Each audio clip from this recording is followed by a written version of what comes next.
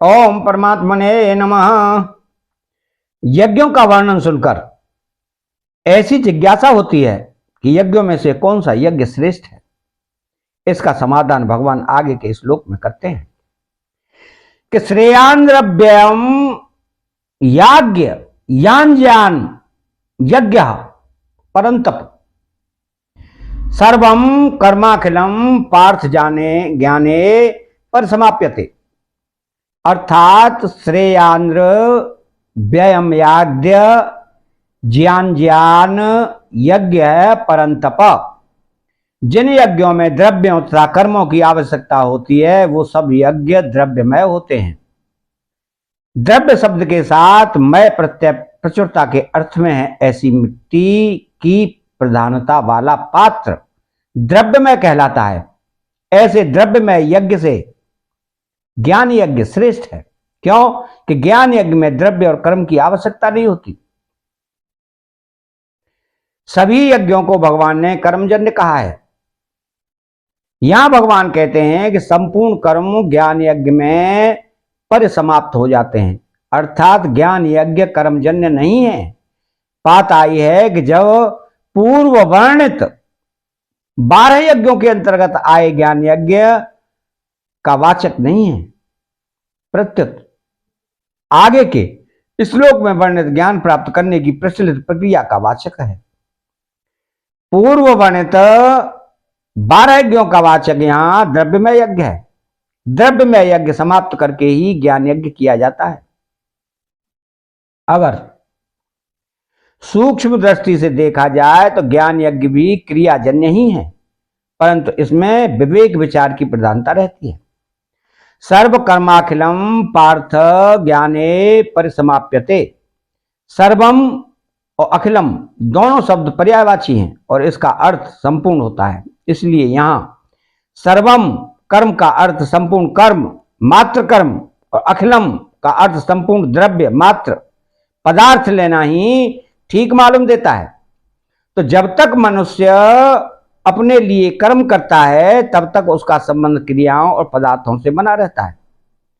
जब तक क्रियाओं और पदार्थों से संबंध रहता है तभी तक अंतःकरण में अशुद्धि रहती है। इसलिए अपने लिए कर्म न करने से ही अंतःकरण शुद्ध होता है।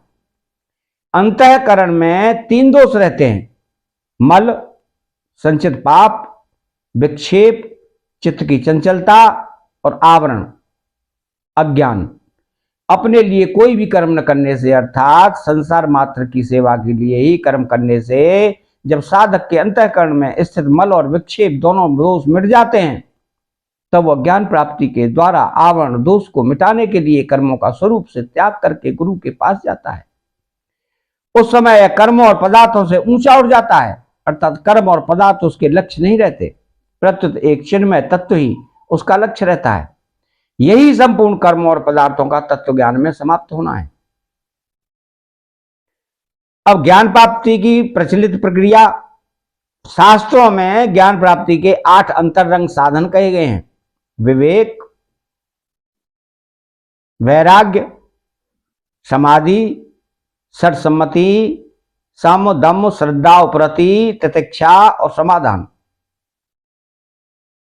मुमुक्षुता, श्रवण, मनन, निधिध्यासन और तत्व पदार्थ संशोधन। इनमें पहला साधन विवेक है। सत और असत को अलग अलग जानना विवेक कहलाता है।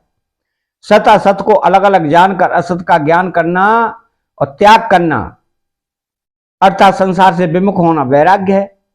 इसके बाद समाधि षट्सम्मति आती है। मन को इंद्रियों के विषयों से हटाना सम है। इंद्रियों को विषयों से हटाना दम है। ईश्वर शास्त्र आदि पर पूज्य भाव पूर्वक प्रत्यक्ष से ही अधिक विश्वास करना श्रद्धा है। वृत्तियों का संसार की ओर से हट जाना उपरति है। और सर्दी गर्मी आदि द्वंद्वों को सहना, उनकी उपेक्षा करना तितिक्षा है। अंतःकरण में शंकाओं का न रहना समाधान है। इसके बाद चौथा साधन है मुमुक्षुता। संसार से छूटने की इच्छा मुमुक्षुता है। मुमुक्षुता जागृत होने के बाद साधक पदार्थों और कर्मों का स्वरूप से त्याग करके क्षेत्रीय ब्रह्मनिष्ठ गुरु के पास जाता है। गुरु के पास निवास करते हुए शास्त्रों को सुनकर तात्पर्य का निर्णय करना तथा उसे धारण करना श्रवण है। श्रवण से प्रमाणगत संशय दूर होता है। परमात्म तत्व का युक्ति प्रक्रियाओं से चिंतन करना मनन है। मनन से प्रमेयगत संशय दूर होता है। संसार की सत्ता को मानना और परमात्मा तत्व की सत्ता को न मानना विपरीत भावना कहलाती है। विपरीत भावना को हटाना निधिध्यासन है। प्राकृत पदार्थ मात्र से संबंध विच्छेद हो जाए और केवल एक चिन्मय तत्व शेष रह जाए, यह तत्व पदार्थ संशोधन है। इसे ही तत्व साक्षात्कार कहते हैं।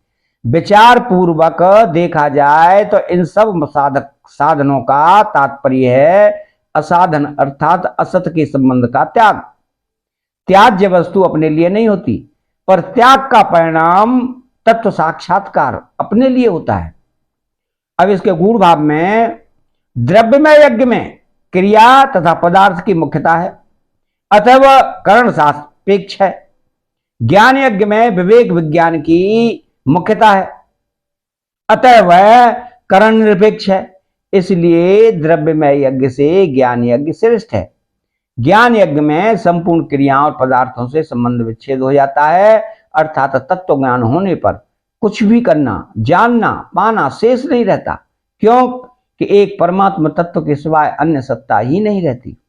अतः चैनल को सब्सक्राइब करें, बेल आइकन घंटी को दबाएं, कमेंट बॉक्स में जय श्री कृष्णा लिखें। बोलो जय श्री कृष्णा।